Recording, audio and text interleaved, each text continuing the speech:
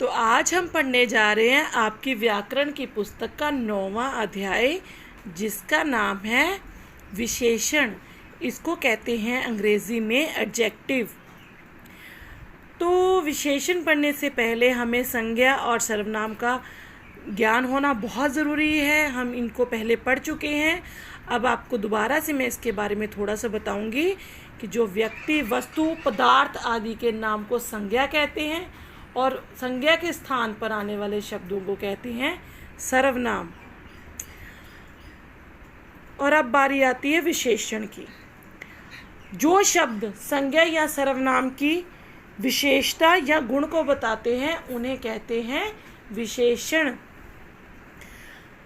तो अब बारी आती है ये जानने की कि विशेषण के कितने भेद होते हैं। तो विशेषण के होते हैं मुख्य 4 भेद।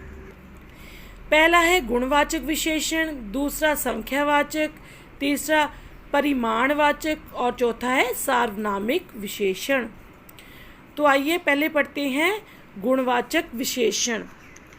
गुणवाचक विशेषण में वह शब्द जो संज्ञा और सर्वनाम शब्दों के गुण, अवस्था, रूप, रंग, आकार आदि का बोध करवाते हैं।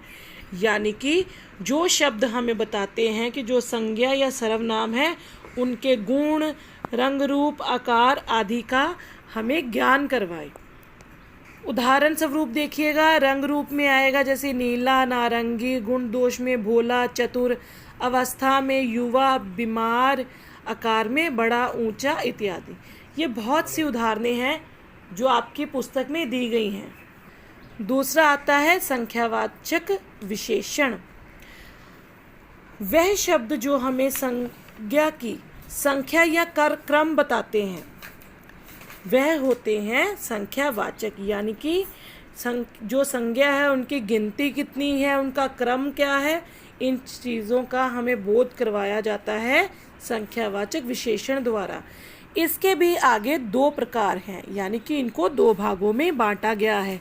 एक है निश्चित संख्यावाचक विशेषण, दूसरा है अनिश्चित संख्यावाचक विशेषण। जैसे कि हमें नाम से ही स्पष्ट होता है, जो विशेषण शब्द निश्चित संख्या का बोध करवाएं वो निश्चयवाचक होते हैं, और जो हमें निश्चित संख्या का बोध नहीं करवाते वो आते हैं अनिश्चित संख्यावाचक विशेषण में।